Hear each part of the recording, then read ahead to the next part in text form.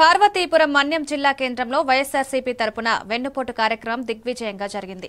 ఈ కార్యక్రమంలో మాజీ ఎమ్మెల్యే జోగారావు పాల్గొన్నారు. పార్వతీపురం నియోజకవర్గంలోని ఆయా గ్రామాల వైఎస్ఆర్సీపీ కార్యకర్తలు, అభిమానులు వెన్నుపోటు కార్యక్రమంలో పాల్గొన్నారు.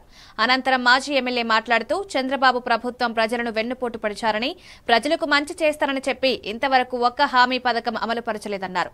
ప్రజలను మోసం చేయడం చంద్రబాబుకు వెన్నతో పెట్టిన విద్య అన్నారు. అమ్మఒడి, విద్యా దీవెన, రైతు భరోసా కార్యక్రమాల్లో విఫలమయ్యారన్నారు. వైఎస్ఆర్ కాంగ్రెస్ పార్టీ పిలిపించింది. మా నేత, మా ప్రీతమ మాజీ ముఖ్యమంత్రి, వైఎస్ఆర్ పార్టీ రాష్ట్ర అధ్యక్షులు శ్రీ జగన్మోహన్ రెడ్డి గారు పిలిపించారు. ఈరోజు ఈ రాష్ట్రంలో 143 హామీలిచ్చి, అది కాకుండా సూపర్ 6 పేరిట ఈ రాష్ట్రంలో ఉండే ప్రజానికానికి సుమారుగా